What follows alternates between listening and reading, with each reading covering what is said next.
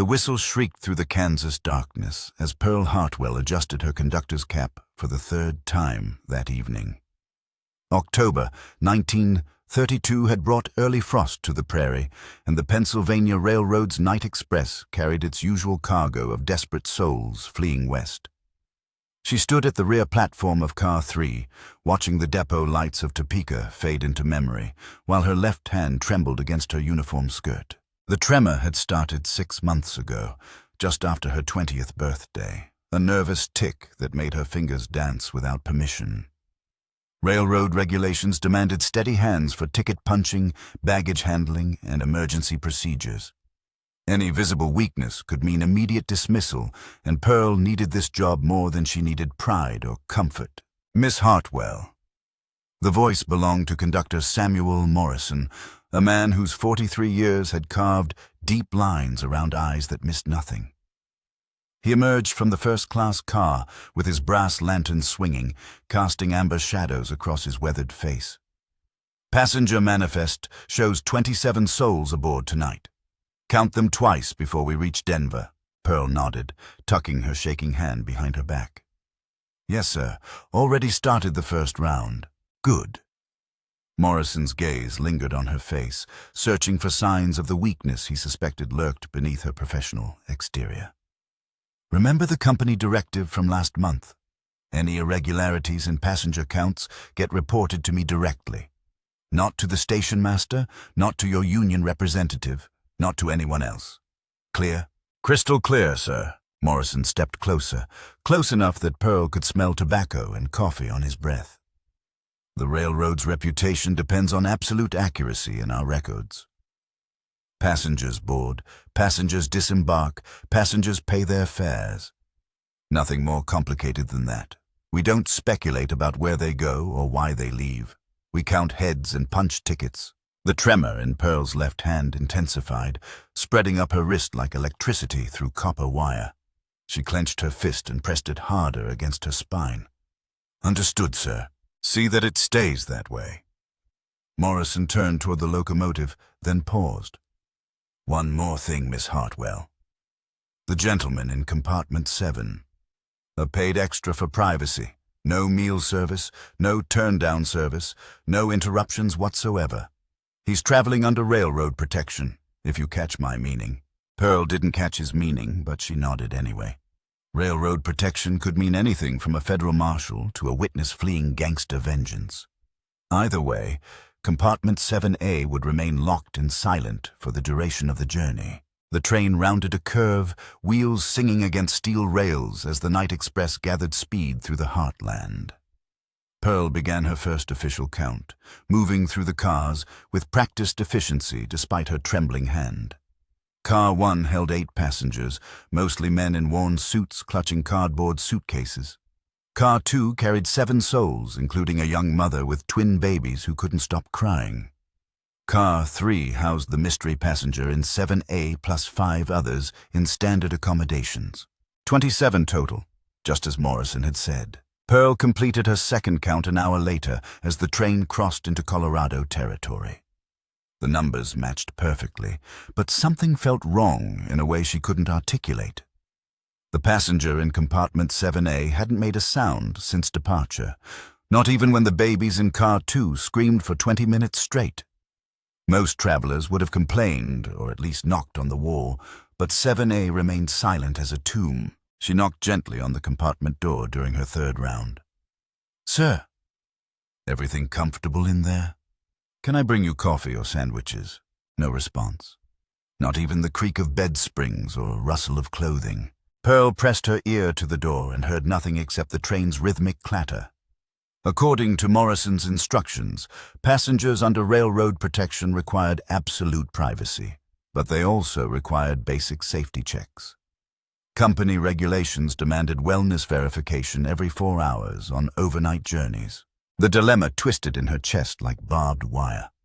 Follow Morrison's direct orders and risk a passenger's health, or perform her regulatory duties and risk Morrison's wrath. Either choice could end her career, but only one could end a human life. She made her decision and tried the door handle, locked tight just as expected. Pearl pulled out her master key ring, fingers shaking so badly that brass clinked against brass in a nervous symphony. The tremor had worsened throughout the evening, spreading from her left hand to both arms now. The key turned smoothly, and compartment 7A's door swung open to reveal an empty berth with undisturbed bedding. No passenger, no luggage, no sign that anyone had ever occupied the space. Pearl's breath caught in her throat as she stared at the pristine compartment. The railroad had collected payment for 7A. Morrison had specifically mentioned the passenger, but nobody existed inside. Her mind raced through possibilities, each more troubling than the last. Had the passenger fallen from the train, slipped away at an unscheduled stop, been removed by force during her breaks? "Miss Hartwell." Morrison's voice cut through her confusion like a blade. He stood in the corridor behind her, lantern held high and eyes blazing with cold fury. "What exactly are you doing in compartment 7A? Pearl's trembling intensified until her entire body shook with nervous energy. "Wellness check, sir. Company regulations require following direct orders from your conductor." Morrison stepped into the empty compartment and closed the door behind them, sealing them in private darkness broken only by his lantern's glow. "I specifically told you that 7A required no service of any kind. But, sir, there's nobody here." "The passenger is missing." Morrison's expression didn't change, but his knuckles whitened around the lantern handle. "The passenger in 7A paid for transportation from Topeka to Denver. Our records show one passenger boarded, and our records will show one passenger disembarked. The railroad takes payment and provides service. Nothing else matters." Pearl's mind struggled to process his words. "You're saying we should falsify the passenger count?" "I'm saying we follow company policy regarding privacy and discretion." Morrison moved closer until she could see every line in his weathered face. "Some passengers prefer to remain invisible during their journey. The railroad accommodates such preferences when appropriate payments are made." The truth hit Pearl like a physical blow. The passenger in 7A had never existed, at least not in any conventional sense. Someone had paid the railroad to create a fictional traveler, complete with reservation records and conductor instructions. But who would pay for a ghost passenger? And why? "Sir, I need to understand what's happening here. If we're carrying phantom passengers, then—" Morrison grabbed her shoulder with surprising strength, his fingers digging into her uniform fabric. "Miss Hartwell, you need to understand that asking questions above your pay grade leads to unemployment. The Night Express carries whoever boards and delivers them wherever they need to go. Sometimes those passengers value discretion more than comfort. Sometimes they pay extra for services that don't appear in our standard catalog." Pearl tried to pull away, but Morrison's grip tightened. Her left hand shook violently now, the tremor visible even in the lantern's dim light. "Are you threatening me, sir? I'm educating you about railroad hospitality. We serve all kinds of travelers on the Night Express, including some who prefer to remain unofficial. Your job is to count the passengers we want counted and ignore the ones we don't. Can you handle that responsibility, Miss Hartwell?" The compartment felt smaller with each passing second, walls pressing inward like a closing fist. Pearl realized that Morrison's education extended far beyond passenger manifests and company policy. He was teaching her about survival in a world where asking the wrong questions could destroy everything she'd worked to build. But her mind kept returning to the empty berth and undisturbed bedding.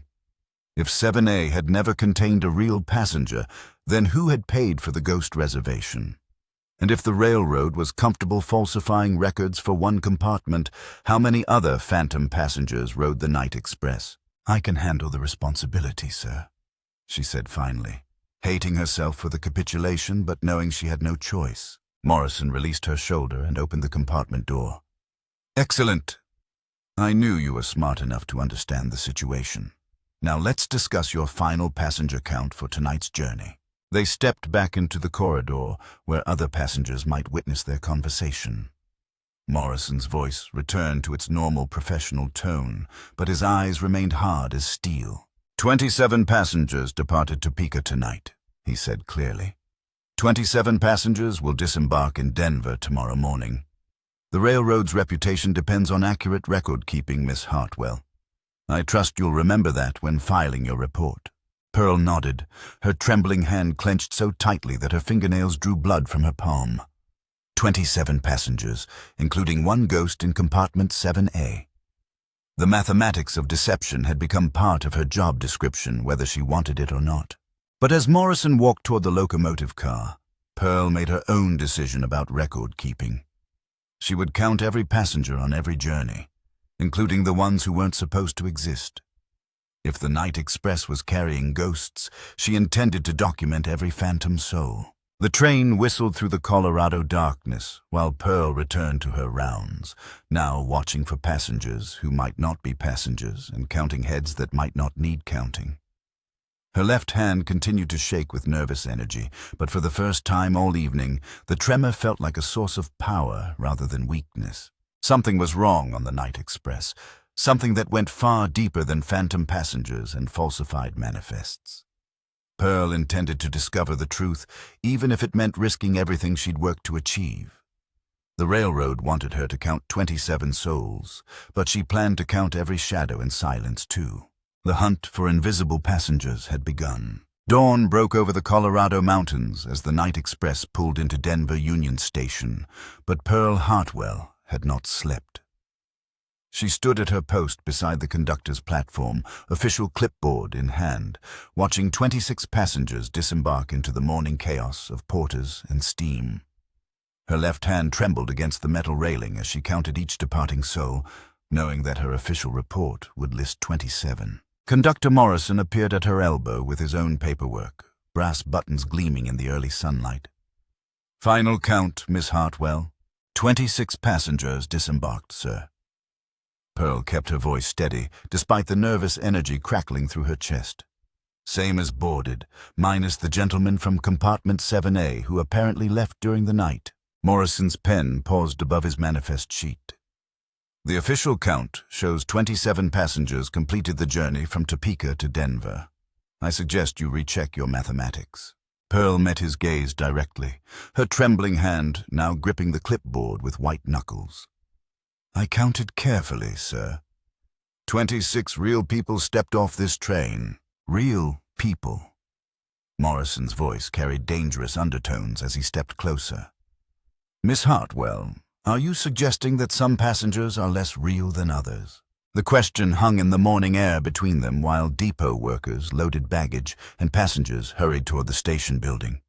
Pearl realized that Morrison was giving her one final chance to accept the railroad's version of reality before taking more drastic action. "No, sir," she said finally.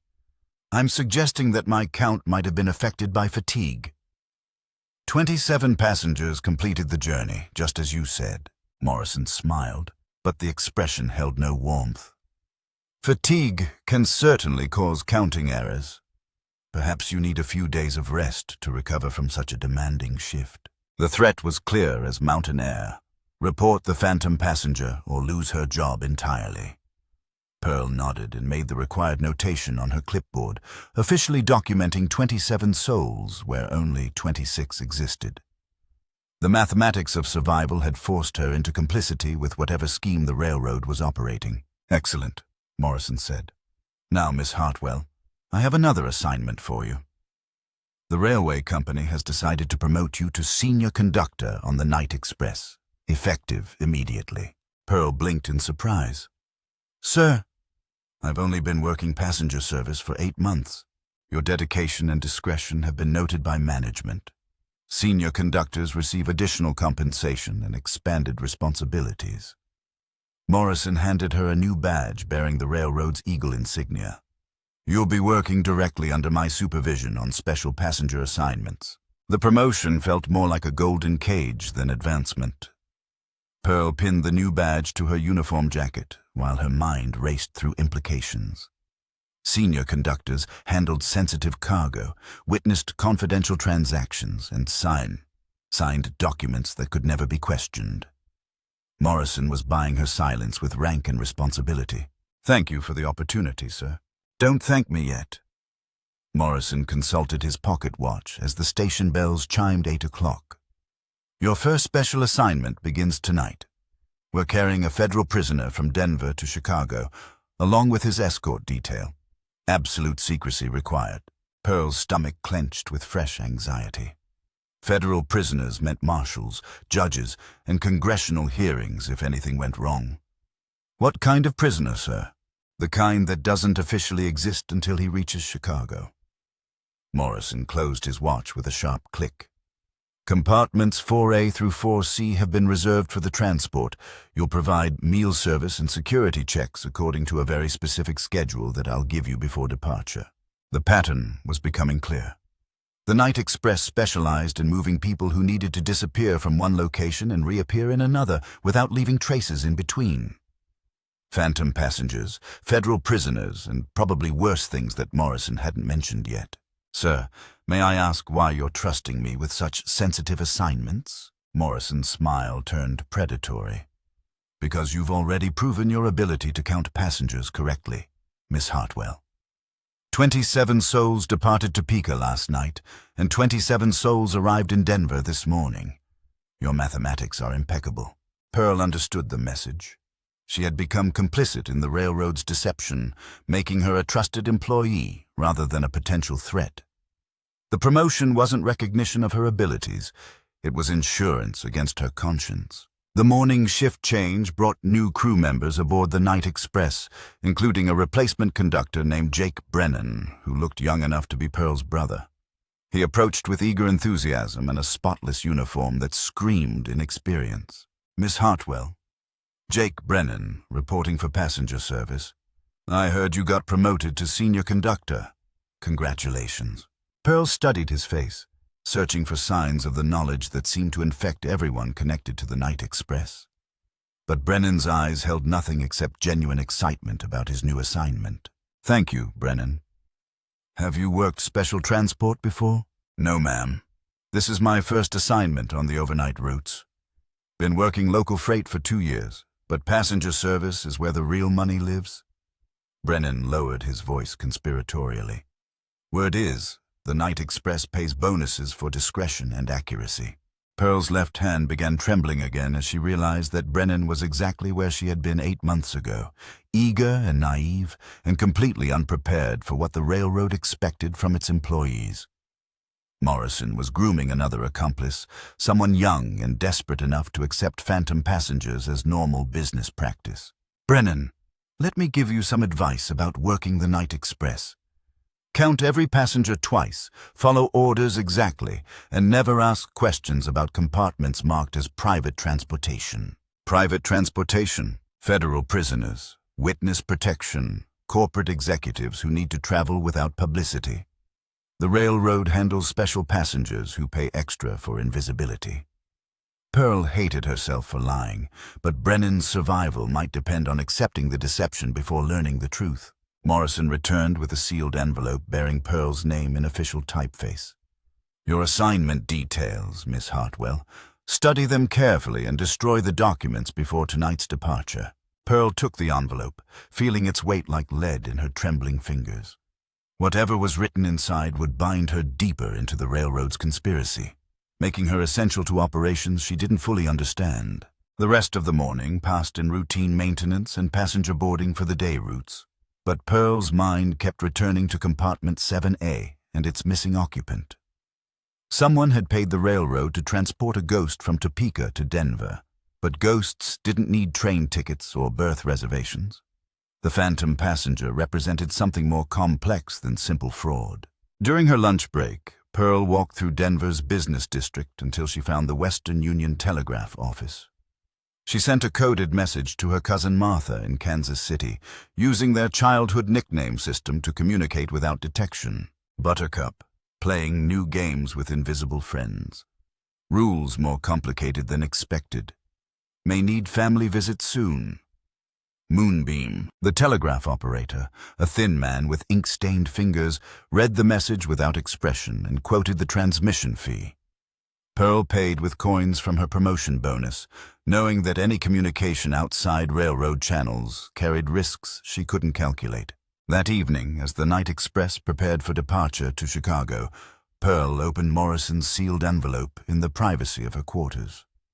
The assignment details made her blood run cold. 3 federal marshals would board with a prisoner identified only as Subject 17. The prisoner required constant supervision but could not be acknowledged in passenger manifests or station records.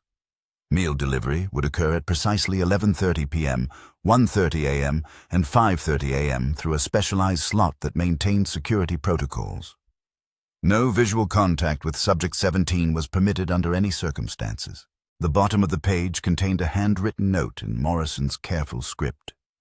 Subject 17 represents a significant revenue opportunity for the railroad. His successful transport to Chicago will result in additional bonuses for all participating crew members.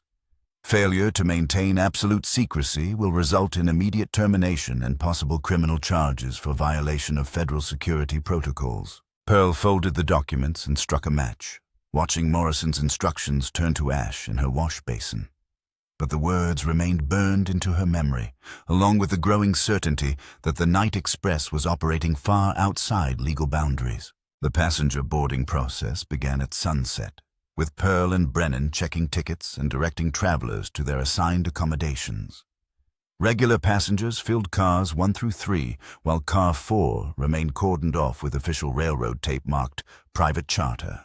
At precisely 9:15 p.m., 3 men in dark suits boarded through the rear entrance and disappeared into car 4 without registering at Pearl's checkpoint. She caught a glimpse of handcuffs and heard the distinctive click of compartment locks engaging, but followed instructions to ignore the federal transport entirely. Morrison appeared at her shoulder as the night express pulled away from Denver Union Station. "Everything proceeding smoothly, Miss Hartwell?" "Yes, sir. Regular passenger count is 18 souls, plus the private charter in car 4 that doesn't require official documentation." "Excellent." Morrison handed her a ring of specialized keys marked with federal insignia. "Subject 17's meal service begins in 2 hours. Remember the protocols exactly as written." Pearl accepted the keys while her left hand shook with anticipation and dread. Whatever waited in car 4 represented another step deeper into the railroad's shadow operations, another compromise with forces she couldn't understand or control. But as the night express gathered speed through the Colorado darkness, Pearl made a decision that would change everything. She would follow Morrison's protocols exactly, but she would also document every detail of Subject 17's transport in her private journal. If the railroad was moving federal prisoners without official records, someone needed to maintain an accurate account of their crimes. The hunt for truth was about to become far more dangerous than counting phantom passengers. The night express cut through Kansas wheat fields at 11:25 p.m. when Pearl Hartwell approached car 4 with Subject 17's first meal delivery. Her left hand trembled against the specialized key ring as she unlocked the service corridor that separated regular passenger accommodations from federal transport. The familiar railroad sounds, wheels on steel, steam pressure, coupling chains, seemed muffled in this section, as if the government's presence had deadened even mechanical noise. Marshal Thomas Kearney stood guard outside compartment 4B, his weathered face illuminated by a single electric bulb that cast harsh shadows across official features. He was built like a tree trunk, solid and immovable, with eyes that tracked Pearl's approach like a predator watching prey. "Meal service," Pearl announced quietly, holding up the covered tray that contained standard railroad fare. Beef stew, bread, coffee, and apple pie. Kearney nodded but didn't move aside. "Identification." Pearl showed him her senior conductor badge and the specialized keys Morrison had provided. Kearney examined both items carefully before stepping back to allow access to the meal slot built into compartment 4B's reinforced door. The slot was larger than Pearl had expected, wide enough to pass through a dinner tray, but narrow enough to prevent anything larger from moving in either direction. She slid the tray through the opening and heard it clatter against metal flooring inside the compartment. "Subject 17, Kearney called through the door. "Meal service. You have 15 minutes to eat before collection." No response came from inside the compartment, but Pearl heard the subtle sounds of movement. Footsteps, the scrape of a chair, the clink of utensils against dishware. Subject 17 was alive and conscious, whatever else he might represent. "Ma'am," Kearney said quietly, Federal regulations require that you remain here until meal completion. Security protocols. Pearl settled against the corridor wall, trying to appear professional while her mind raced through questions she couldn't ask. Why would a federal prisoner require such elaborate transport arrangements? Most criminals traveled in regular custody, handcuffed to marshals on public trains with standard documentation. Subject 17's invisible status suggested something far more sensitive than ordinary crime. Through the meal slot, she could hear Subject 17 eating with deliberate precision, knife-cutting meat, spoon-stirring coffee, measured chewing that suggested either excellent manners or careful control. Not the desperate gulping she would expect from a dangerous criminal. "Marshal Kearney," Pearl ventured, "how long have you been transporting federal prisoners?" Kearney's expression didn't change, but his hand moved closer to the revolver holstered at his hip. "Miss Hartwell, federal transport operations are classified information. I suggest you focus on your railroad duties and avoid unnecessary curiosity." The warning was clear, but Pearl's journalist instincts, inherited from her father's newspaper background, pushed her to probe further. "Of course, sir. I'm just trying to provide the best possible service. How many meals will Subject 17 require during the journey?" 3 meals as specified in your instructions. Nothing more, nothing less." Kearney checked his pocket watch. "Time remaining, 8 minutes. Pearl nodded and pretended to study her duty roster while actually observing Kearney's behavior. The marshal was nervous about something, frequently glancing toward the compartments 4A and 4C as if expecting trouble from multiple directions. His left eye twitched whenever footsteps echoed from the regular passenger cars, and his breathing had the shallow rhythm of sustained tension. Subject 17 finished eating with mechanical efficiency, sliding the empty tray back through the meal slot exactly 14 minutes after Pearl had delivered it. She collected the dishware and noticed that every scrap of food had been consumed, even crumbs wiped clean with bread. Either the prisoner was exceptionally hungry or exceptionally disciplined. "Thank you for the meal service," came a voice from inside, compartment 4B. The words were spoken with educated diction and careful pronunciation, nothing like the rough speech Pearl expected from a federal criminal. Kearney's hand dropped to his revolver grip. "Subject 17, you are not authorized for conversation with railroad personnel." "My apologies, Marshal. I was simply expressing gratitude for excellent service." Pearl's blood turned cold as she recognized something familiar in Subject 17's voice. A slight accent that reminded her of her college professors, men who spoke multiple languages and understood complex political theories. This wasn't a common criminal being transported for trial. This was someone educated and intelligent, someone whose crime might involve ideas rather than violence. "Ma'am," Kearney said firmly, "your meal service is complete. Federal regulations require your immediate departure from the transport area." Pearl gathered the empty tray and moved toward the service corridor exit, but paused when she heard muffled conversation from compartment 4A. 2 male voices speaking in rapid, urgent tones that suggested disagreement about something important. She couldn't make out specific words, but the emotional undertones were clear: fear, anger, and desperate negotiation. "Miss Hartwell." Kearney's voice cut through her eavesdropping. "Federal transport areas are restricted to authorized personnel only." Pearl hurried through the service corridor and back into regular passenger territory, her mind spinning with new information about the Night Express's cargo. Subject 17 wasn't just a federal prisoner. He was someone whose transport required 3 marshals, specialized compartments, and absolute secrecy. The kind of person whose existence threatened powerful interests. She found Conductor Morrison in the observation car, reviewing paperwork by lamplight while regular passengers slept in their berths. He looked up as she approached, his weathered face showing the strain of managing operations that existed outside normal railroad business. "Meal service completed successfully?" Morrison asked. "Yes, sir. Subject 17 received his dinner and expressed appreciation for the service." Morrison's pen stopped moving across his manifest sheets. "Subject 17 spoke to you." "Just a brief thank you, sir." Marshal Kearney immediately corrected the breach of protocol. "Good." Morrison set down his pen and studied Pearl's face with uncomfortable intensity. "Miss Hartwell, Federal transport operations involve national security matters that extend far beyond railroad concerns. The passengers in Car 4 represent significant government interests, and their successful delivery to Chicago will benefit everyone involved. Pearl sensed an opportunity to probe deeper into the railroad's shadow operations.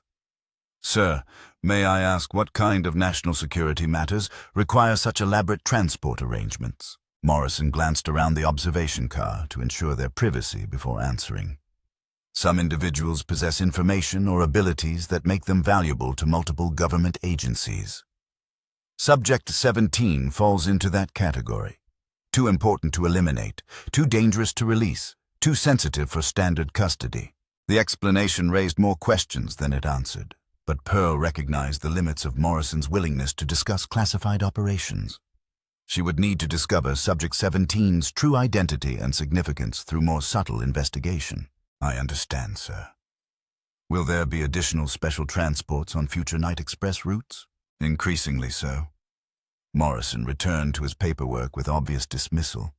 "The railroad has entered into several federal contracts that will require expanded security measures and specialized personnel. Your promotion to senior conductor was based partly on those anticipated needs." Pearl left Morrison to his secret documents and returned to her quarters, where she opened her private journal and began recording everything she had observed about Subject 17 and his martial escorts. The passengers' educated speech patterns, Kearney's nervous behavior, the muffled arguments from Compartment 4A, all details that might prove significant when pieced together with future observations. But as she wrote by candlelight, Pearl became aware of footsteps in the corridor outside her quarters. Slow, deliberate steps that paused directly outside her door before continuing toward the rear of the train. Someone was conducting their own investigation of the Night Express's operations. She blew out her candle and listened carefully to the sounds beyond her compartment. The footsteps returned, accompanied by the subtle metallic clicks of lockpicks working against security mechanisms. Someone was attempting to breach the federal transport area using tools and techniques that suggested professional training. Pearl dressed quickly and slipped into the corridor, following the sounds toward the Car 4 while staying in the shadows between electric light fixtures. She reached the service corridor entrance just as a figure in dark clothing disappeared through the restricted doorway. The intruder was tall and lean, moving with the fluid precision of someone accustomed to dangerous work. Pearl caught a glimpse of professional lock-picking tools and what appeared to be a military-style pistol holstered beneath a civilian coat. This wasn't a curious passenger or opportunistic thief. This was someone with specific objectives and the skills to achieve them.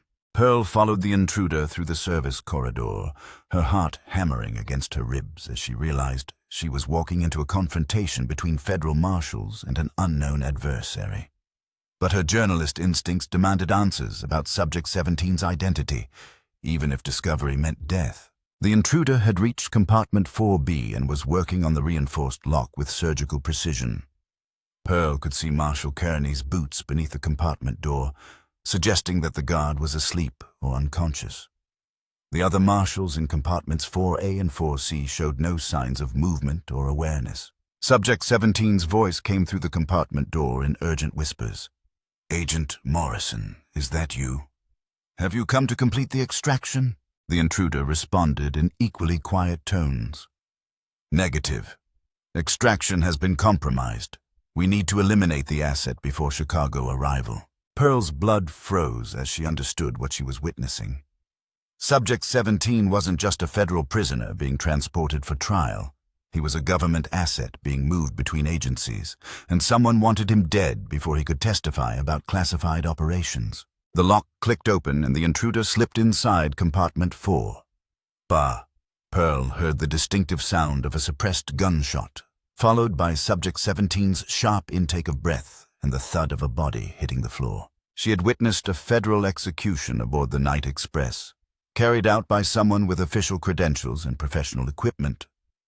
But instead of feeling terror, Pearl experienced a strange sense of clarity about her role in the railroad's conspiracy. The Night Express wasn't just carrying phantom passengers and federal prisoners.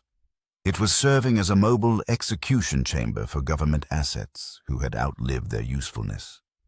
Morrison's promotion and special assignments weren't recognition of her abilities. They were preparation for complicity in state-sanctioned murder.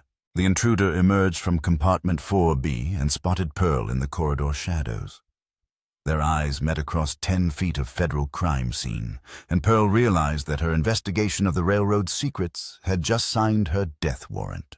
The assassin's hand moved toward his concealed weapon with professional smoothness, but Pearl Hartwell's trembling fingers found her conductor's whistle first. The shrill blast echoed through Car 4 like a banshee scream, shattering the silence that had covered Subject 17's execution. Emergency protocols demanded immediate response to conductor whistles, and Pearl prayed that someone aboard the Night Express still followed legitimate railroad regulations. "Federal emergency in Car 4, she shouted at the top of her lungs, backing toward the service corridor exit while keeping her eyes locked on the assassin. All crew members respond immediately. The killer hesitated, clearly weighing his options between eliminating a witness and maintaining operational secrecy. That moment of indecision gave Pearl the opening she needed to sprint through the service corridor and into regular passenger territory, where her screams would wake sleeping travelers and force the assassin to abandon stealth tactics. Behind her, she heard compartment doors slamming open as the remaining marshals discovered their colleague's unconscious body and Subject 17's corpse.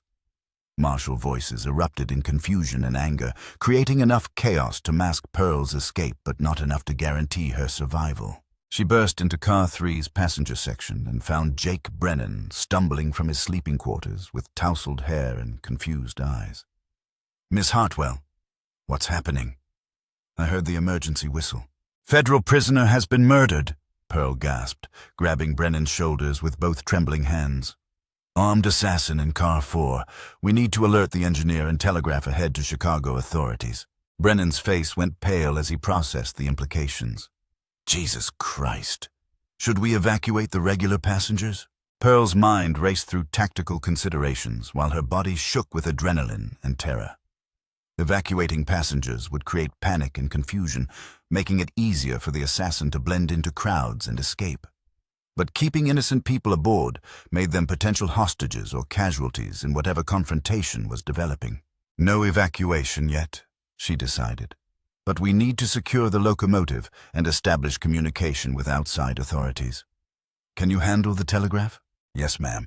What about Conductor Morrison?" Pearl's stomach clenched as she realized that Morrison might be complicit in Subject 17's execution.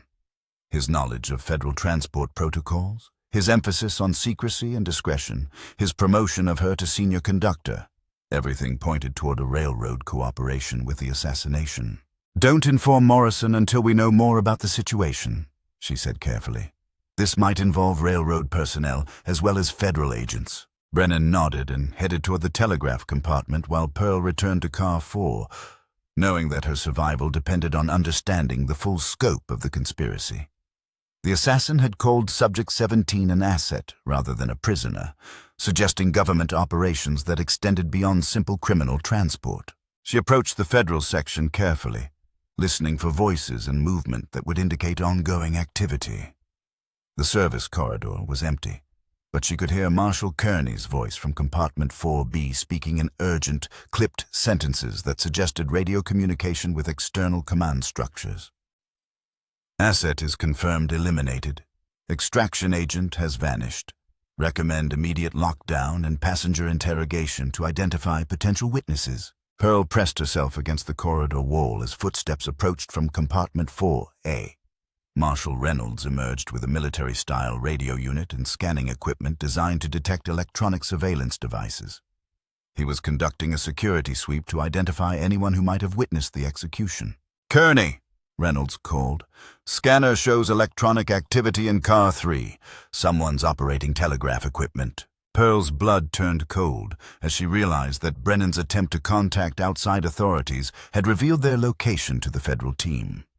The marshals would converge on the telegraph compartment within minutes, and Jake's inexperience with dangerous situations would make him vulnerable to interrogation techniques that could expose Pearl's involvement. She needed to reach Brennan before the marshals did, but approaching Car 3 would require passing through areas under federal surveillance.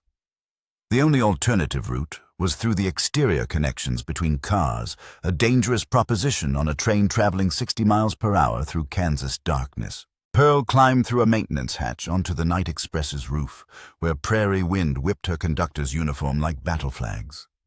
The train's motion was amplified at this height, swaying and bucking over the track irregularities that threatened to throw her into the rushing darkness below. She crawled across Car 4's roof toward Car 3, using ventilation equipment and signal apparatus as handholds while trying to ignore the vast emptiness that surrounded the speeding train. Her left hand trembled violently in the cold air, but the physical challenge of roof navigation gave her something concrete to focus on besides the growing certainty that she was trapped aboard a mobile execution chamber. The telegraph compartment's skylight glowed with warm yellow light as Brennan worked the transmission key with frantic energy. Pearl could see him hunched over the equipment, tapping out messages in railroad emergency code while glancing nervously at the compartment door. She dropped through an access hatch near the telegraph station and found Brennan just as Marshal Reynolds' footsteps echoed in the corridor outside. "Jake, step away from the telegraph immediately." Brennan looked up with relief flooding his young features. "Miss Hartwell, thank God. I've been trying to reach Chicago Dispatch, but something's jamming our transmissions. Every message gets cut off after a few words." Pearl realized that the federal team had brought electronic countermeasures designed to prevent communication with outside authorities. The Night Express was operating under complete communication blackout, making it impossible to summon help or report the assassination. "Federal marshals are conducting security sweeps," she whispered urgently. "They're looking for witnesses to Subject 17's murder. We need to hide before they reach this compartment." Reynolds' voice carried through the door as he approached their location. "Kearney, I've got the telegraph source. Prepare for passenger interrogation protocols." Pearl and Brennan looked around the small compartment for concealment options, but telegraph stations were designed for efficiency rather than security. The only hiding place was beneath the equipment table, barely large enough for one person and completely exposed to anyone entering the room. "Jake, listen carefully," Pearl whispered. "When they question you, say that you heard emergency whistles and came to check the telegraph for routine maintenance. Don't mention me, don't mention federal prisoners, and don't admit to sending any messages." "What about you?" Pearl was already moving toward the compartment's rear exit, knowing that her only chance of survival lay in staying ahead of the federal sweep. "I'm going to find out who ordered Subject 17's execution and why the railroad is cooperating with government assassins." She slipped through the rear door just as Reynolds reached the telegraph compartment's main entrance. Behind her, she heard Jake trying to explain his presence with stammering nervousness that would immediately identify him as a potential witness. The federal team would interrogate him thoroughly, but Brennan's genuine ignorance about the assassination conspiracy would protect him better than any prepared alibi. Pearl made her way through Car 2 toward the locomotive, passing sleeping passengers who had no idea that murder had been committed 50 feet from their berths. The Night Express continued its journey toward Chicago with mechanical precision, following schedules and maintaining speeds as if carrying routine cargo rather than federal corpses and government assassins. She found Conductor Morrison in the locomotive cab, speaking quietly with Engineer Walsh while studying route maps and timetables. Both men looked up as she entered, their expressions showing surprise mixed with something that might have been guilt. "Miss Hartwell," Morrison said carefully, "I heard emergency whistles from Car 4. Is everything proceeding smoothly with the federal transport?" Pearl studied Morrison's face for signs of deception while her left hand shook with nervous tension. "Subject 17 has been murdered by a professional assassin who had detailed knowledge of federal transport protocols. The killer referred to the victim as an asset rather than a prisoner." Morrison and Walsh exchanged glances that confirmed Pearl's suspicions about railroad complicity. They had known that Subject 17 was being transported for execution rather than trial, making them accessories to premeditated murder. "Miss Hartwell," Morrison said slowly, "federal transport operations sometimes involve national security matters that require extreme measures. The railroad's responsibility is to provide secure transportation, not to question government decisions about passenger welfare." "You knew?" Pearl said flatly. "You knew that Subject 17 was being murdered tonight, and you promoted me to senior conductor to make me complicit in federal assassination." Morrison's expression hardened into the cold authority that had intimidated Pearl since her first day aboard the Night Express. "I promoted you because you demonstrated the intelligence and discretion necessary for sensitive railroad operations. What happens to federal passengers during transport is beyond railroad jurisdiction." Pearl felt the last pieces of the conspiracy falling into place. The Night Express served as a mobile execution chamber for government assets who possessed dangerous information, operating under railroad cover to avoid the legal complications of domestic assassination. Morrison's crew provided logistical support, while federal teams handled the actual killings. "How many people have been murdered aboard this train?" she demanded. "That information is classified above your clearance level," Morrison replied. "Your job is to count passengers, provide services, and maintain accurate records according to federal specifications." Nothing more complicated than that. Engineer Walsh spoke for the first time since Pearl's arrival. "Miss Hartwell, you need to understand that some passengers aboard the Night Express represent threats to national security. The government has legal authority to eliminate such threats through whatever means necessary." Pearl's trembling hand clenched into a fist as she realized the full scope of her entrapment. The railroad wasn't just falsifying passenger manifests.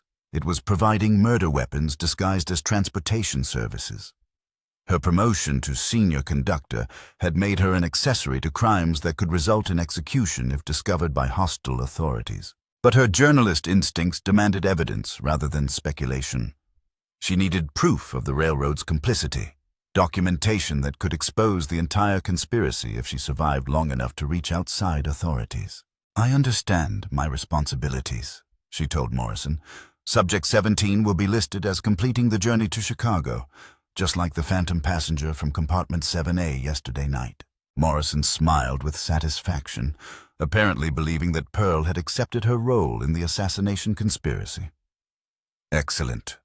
Your discretion and accuracy will be noted in your personnel file." Pearl left the locomotive cab and returned to Car 4, where she found Marshal Kearney supervising the removal of Subject 17's body through exterior cargo hatches.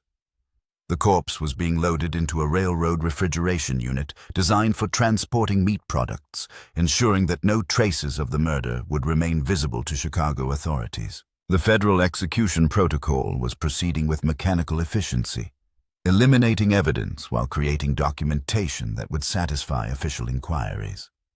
Subject 17 would disappear from government records as completely as he had vanished from the Night Express's passenger manifest. But Pearl had decided that some disappearances deserved permanent documentation, even if such records meant her own destruction. The Night Express pulled into Chicago Union Station as dawn painted the industrial skyline in shades of soot and gold, but Pearl Hartwell no longer recognized the train that had employed her for 8 months. She stood at the conductor's platform with her official clipboard, watching federal agents remove refrigerated cargo that had once been Subject 17, while regular passengers disembarked into the morning chaos of porters and steam. Her left hand trembled against the metal railing as she realized that today's passenger count would determine whether she lived or died. Marshal Kearney approached with his final transport documentation, his weathered face showing the strain of covering up a federal execution. "Miss Hartwell, I need your signature on the prisoner transfer forms. Subject 17 is being delivered to Chicago authorities as scheduled." Pearl studied the documents carefully, noting that they described Subject 17 as alive and cooperative during transport. The forms would create an official record showing successful delivery of a federal prisoner who had actually been murdered in compartment 4B12 hours earlier. "Marshal, these documents state that Subject 17 completed the journey in good health. Is that accurate?" Kearney's eyes hardened with warning. "Federal transport records reflect the successful completion of classified operations, Miss Hartwell. Subject 17 was delivered to appropriate authorities exactly as contracted." Pearl signed the forms with her trembling hand, officially documenting another phantom passenger for the Night Express's growing collection of ghosts. But this time, her complicity in federal murder came with a plan that might expose the entire conspiracy if she could survive long enough to implement it. Conductor Morrison appeared at her elbow as the last regular passengers departed the train. "Final count, Miss Hartwell." 18 regular passengers disembarked safely, Pearl reported. Federal cargo was transferred to appropriate authorities without incident. Excellent. Morrison consulted his pocket watch as depot workers began servicing the locomotive for its return journey. Miss Hartwell, your performance during this transport operation has been noted by federal supervisors. They're offering you a permanent position with expanded responsibilities and significantly higher compensation. The offer felt like a golden noose being placed around her neck. Pearl understood that accepting promotion within the assassination conspiracy would make her indispensable to operations she couldn't escape, while refusing would mark her as a security risk requiring elimination. What kind of expanded responsibilities, sir? Morrison glanced around the depot platform to ensure their privacy before answering. Senior Logistics Coordinator for Federal Transport Operations. You would oversee passenger manifests, crew assignments, and security protocols for the entire railroad network. The position includes housing, federal pension benefits, and legal immunity for classified activities. Pearl's mind raced through the implications while her body shook with nervous energy. The railroad was offering her complete protection from prosecution in exchange for managing their execution protocols on a national scale. She would become the administrator of American state murder, organizing ghost passengers and phantom manifests across dozens of train routes. Sir, may I have time to consider such a significant career change? Morrison's smile carried dangerous undertones. Of course. Federal positions require careful consideration of all implications. Take the weekend to review your options, Miss Hartwell. We'll need your decision by Monday morning. The deadline was clear as Chicago winter air. Accept promotion to Federal Murder Coordinator or face elimination as a security liability. Pearl had 72 hours to choose between complicity and death, assuming she could survive that long with the knowledge she now possessed. But as Morrison walked toward the station master's office, Pearl noticed a familiar figure watching their conversation from beside the baggage cars. Jake Brennan stood in the shadows with his conductor's uniform wrinkled and his young face marked by exhaustion and fear. Marshal Reynolds had released him after interrogation, but Brennan's eyes held knowledge that hadn't existed before his encounter with federal security protocols. Pearl approached carefully, unsure whether Brennan had been recruited into the conspiracy or marked for elimination. Jake, are you all right? I heard the marshals questioned you about the telegraph transmissions. Brennan looked around nervously before speaking in urgent whispers. Miss Hartwell, they didn't just question me. They showed me photographs and documents about previous night express operations. Dozens of passengers who boarded trains and never disembarked anywhere, all listed as completing their journeys in railroad records. Pearl's stomach clenched as she realized that the federal team had used Brennan's interrogation to reveal the full scope of the assassination conspiracy. They were forcing him to understand his role in government murder, while documenting his reactions for future leverage. What did they want you to do? They offered me a promotion to Federal Transport Coordinator, just like they offered you. Said the railroad needs young employees who understand the importance of national security operations. Brennan's hands shook as he pulled a sealed envelope from his uniform pocket. They gave me this to deliver to you personally. Pearl took the envelope with growing dread, knowing that federal agencies communicated through official channels rather than personal messages. Whatever was written inside represented either recruitment or elimination, possibly both. She opened the envelope carefully and found a single sheet of government letterhead containing a brief message typed in official format. Miss Hartwell, your journalist background and investigative instincts make you valuable for federal documentation projects. Report to Suite 1207, Palmer House Hotel at 8 p.m. today for briefing on expanded responsibilities. Failure to appear will result in immediate termination of employment and related benefits. Agent Morrison, Federal Security Division. The message confirmed Pearl's worst fears about the conspiracy's reach. Agent Morrison wasn't just Morrison the conductor. He was a federal operative using railroad cover to coordinate assassination operations across the transportation network.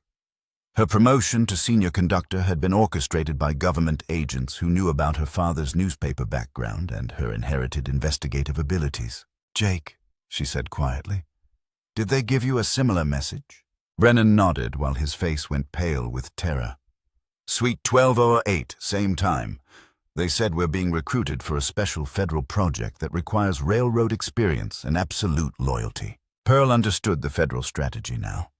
They were using the Night Express crew as recruitment targets, identifying employees with useful skills and either incorporating them into assassination operations or eliminating them as security risks.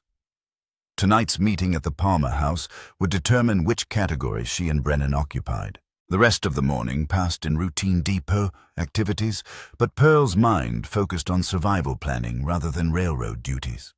She needed evidence of the federal conspiracy that could be transmitted to outside authorities before tonight's meeting, assuming such authorities still existed independently of the assassination network. During her lunch break, Pearl walked through Chicago's business district until she found the offices of the Chicago Tribune, where her father had worked as a correspondent before his death in the Great War.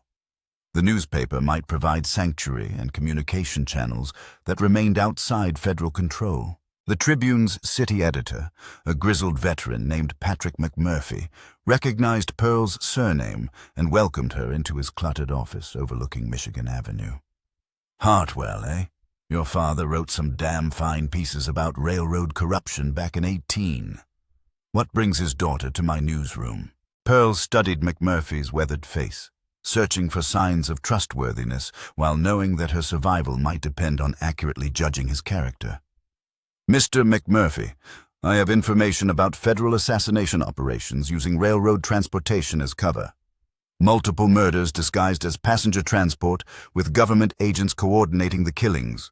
McMurphy's expression shifted from polite interest to intense focus. "That's a serious accusation, Miss Hartwell. What kind of evidence are you offering?" Pearl pulled out her private journal and placed it on McMurphy's desk. "Detailed documentation of phantom passengers, falsified manifests, and federal execution protocols aboard the Pennsylvania Railroad's Night Express. Names, dates, locations, and witness testimony about government murder operations." McMurphy opened the journal and read several pages with growing amazement. "Jesus Christ, girl. If this is accurate, you're describing a domestic assassination program that violates every constitutional protection we've got left." "It's accurate, sir. I've witnessed federal executions personally and participated in covering up the evidence. Tonight, government agents are attempting to recruit me into managing these operations on a national scale." McMurphy closed the journal and locked it in his desk drawer. "Miss Hartwell, this information needs to reach people with the authority and resources to investigate federal crimes. I'm going to contact Senator Wheeler's office immediately. He chairs the Committee on Railroad Regulation and has been asking questions about federal transportation contracts." Pearl felt hope stirring in her chest for the first time since discovering Subject 17's corpse. "Sir, the federal agents have given me until Monday morning to accept their recruitment offer. If I refuse, they'll eliminate me as a security risk. Then we need to move fast."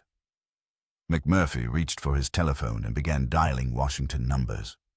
"Senator Wheeler has been investigating rumors about government assassination programs for months. Your evidence might be exactly what he needs to expose the entire conspiracy." But as McMurphy spoke with congressional offices, Pearl noticed movement in the street below his window. Black automobiles with government license plates were positioning themselves around the Tribune building, creating a surveillance perimeter that suggested federal awareness of her location. "Mr. McMurphy," she interrupted. "Federal agents are surrounding the building. They've tracked me here." McMurphy looked through his window and cursed under his breath. "Damn. They work fast when their operations are threatened." He handed Pearl a business card with handwritten notes on the back. "That's Senator Wheeler's private telegraph address and emergency telephone number. If something happens to me, get your evidence to his office by any means necessary."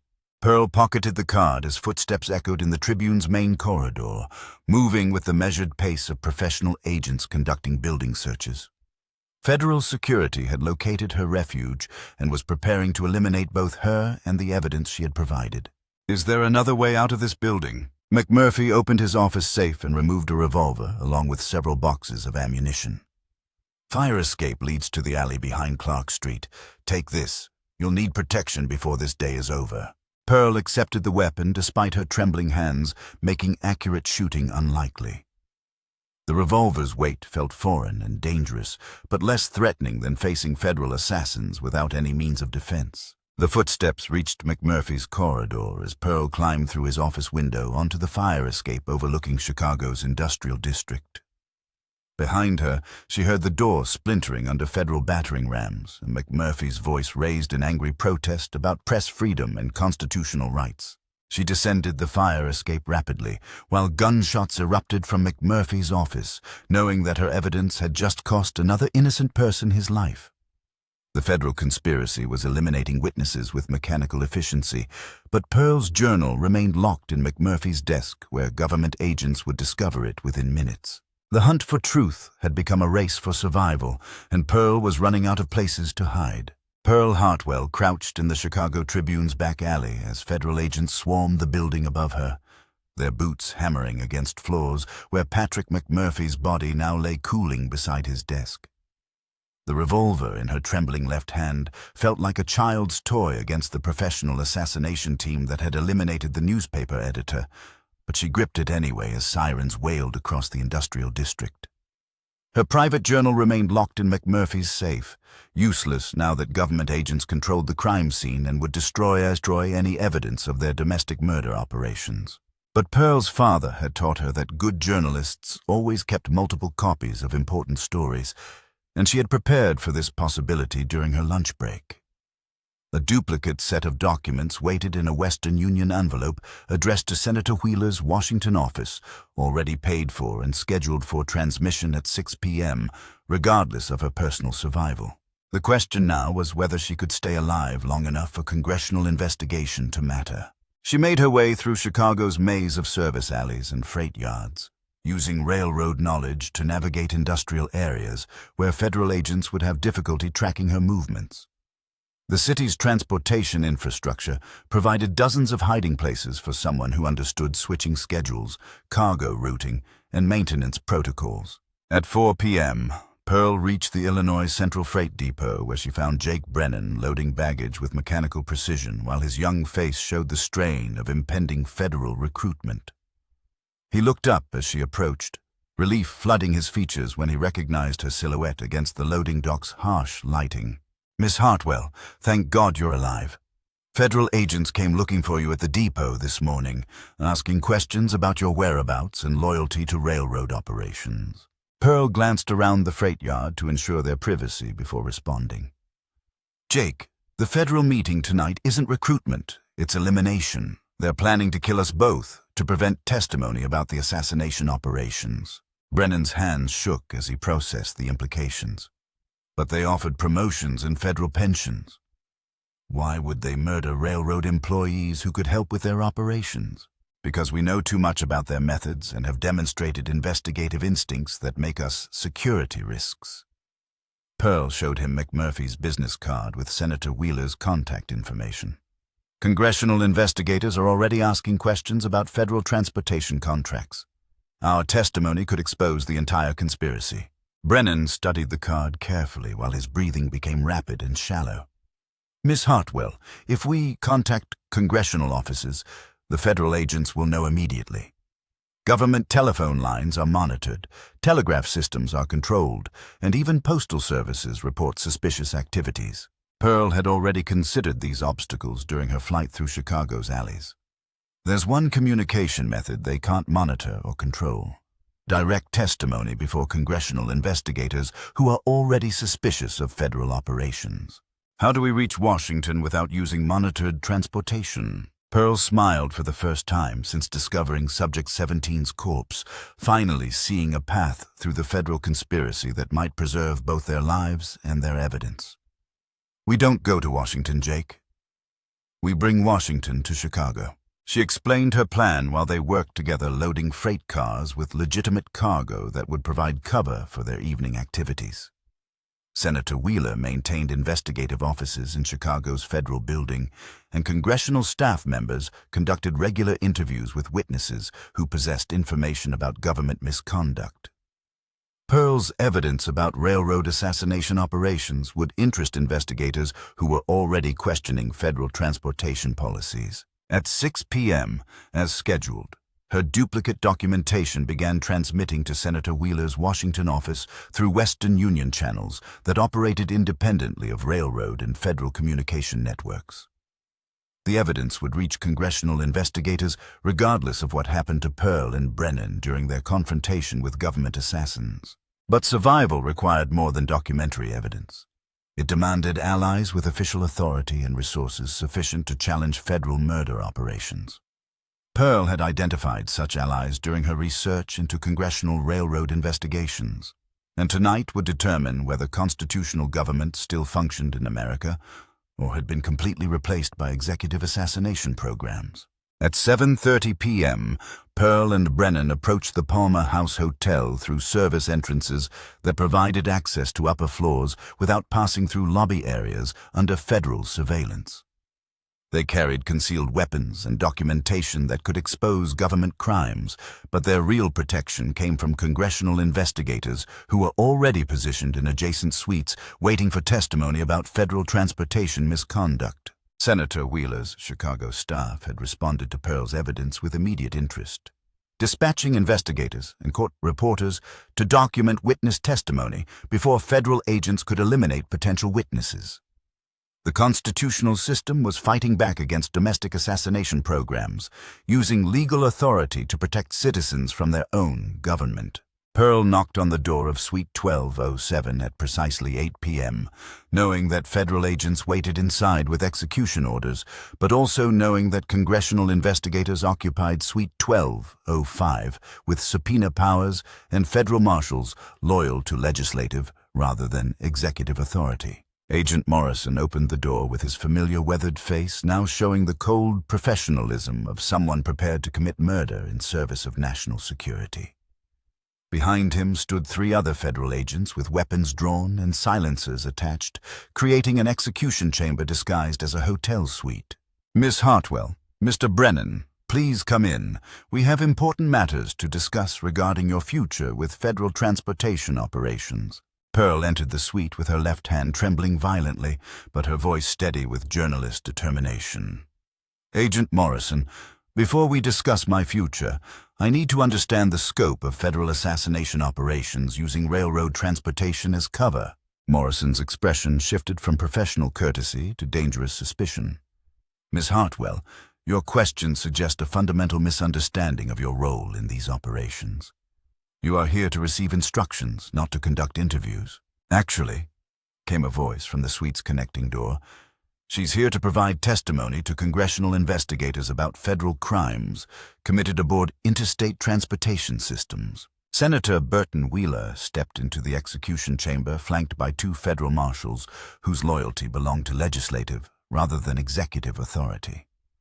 The constitutional system had arrived to confront domestic assassination programs, bringing legal process to challenge government murder. Morrison and his team found themselves facing congressional subpoena power backed by federal marshals who outranked executive branch operatives. The assassination conspiracy had been trapped by the same legal structures they had sought to circumvent through railroad cover operations.